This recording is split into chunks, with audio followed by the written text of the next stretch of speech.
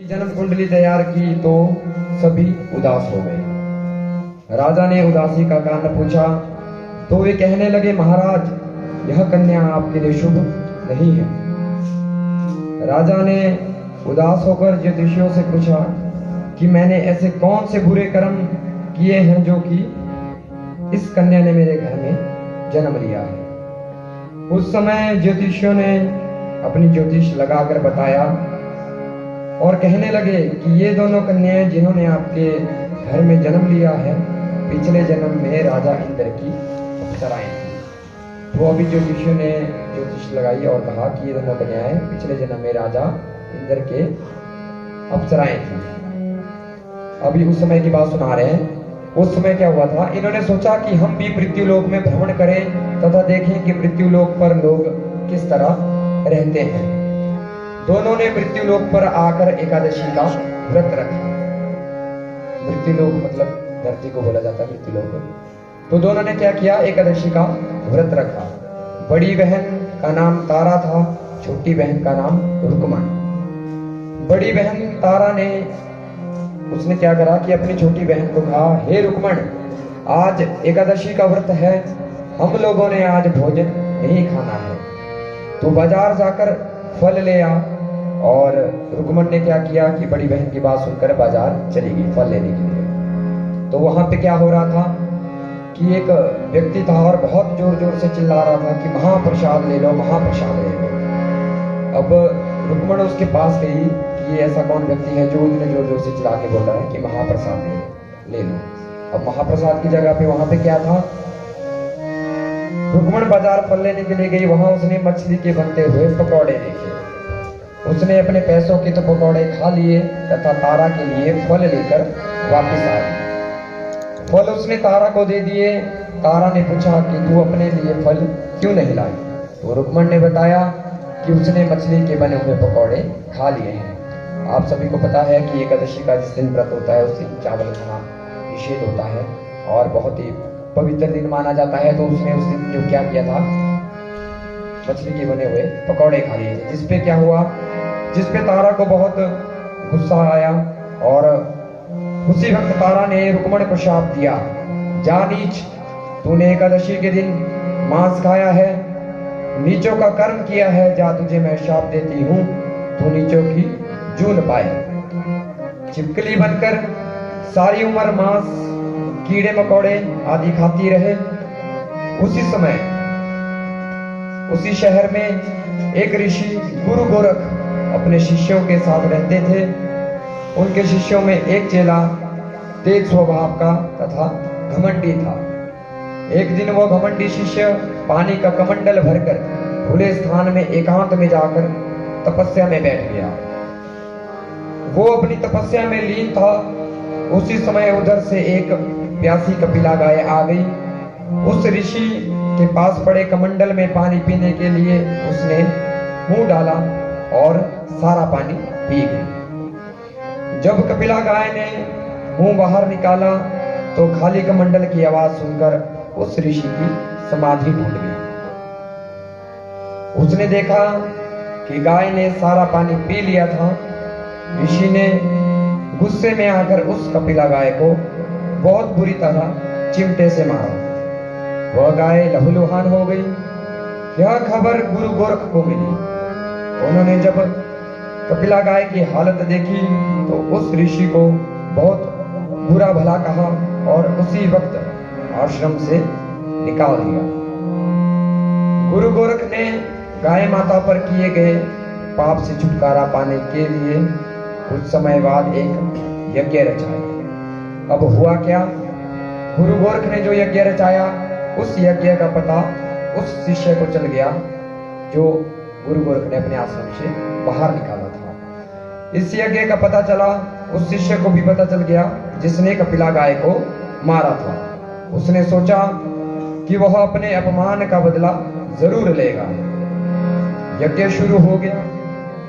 उस चेले ने क्या किया, एक पक्षी का रूप धारण किया और चोंच में सर्प लेकर भंडारे में फेंक देने का उसने मन ही मन विचार बनाया। और उसने क्या किया, जो सर्प उसने अपनी चोंच में रखा था वो भंडारे की खीर में फेंक दिया, जिसका किसी को पता ना चला। एक छिपकली जो पिछले जन्म में तारा देवी की छोटी बहन थी तथा बहन के शाप को स्वीकार कर छिपकली बनी थी, सर्प का भंडारे में गिरना देख रही थी। उसे त्याग तथा परोपकार की शिक्षा अब तक याद थी। वह भंडारा होने तक घर की दीवार पर चिपकी समय की प्रतीक्षा करती रही। कई लोगों के प्राण बचाने हेतु उसने अपने प्राण न्यौछावर कर लेने का मन ही मन निश्चय किया। अब खीर भंडारे में दी जाने वाली थी, तो छिपकली ने क्या किया, जो उस प्रसाद को भंडारे को बांटने के लिए आए, तो छिपकली ने उनके सामने वो जो उस भंडारे की जो खीर बन रही थी उसमें जा गिरी। बांटने वालों की आंखों के सामने वो छिपकली दीवार से कूदकर कढ़ाई में जा गिरी। वे नादान लोग छिपकली को बुरा भला कहते हुए खीर की कढ़ाई को खाली करने लगे। उन्होंने उसमें मरे हुए सांप को देखा।